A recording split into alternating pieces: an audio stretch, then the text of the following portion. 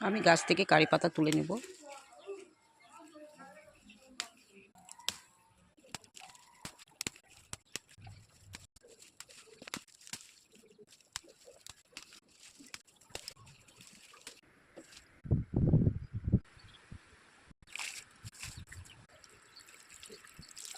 কারি পাতা ভালো করে ধুয়ে নেব।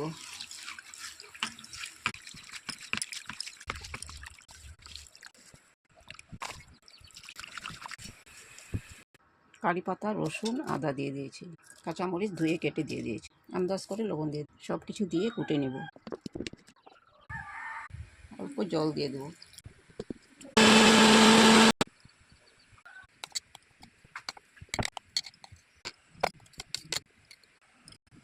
অল্প সরষের তেল, অল্প লবণ।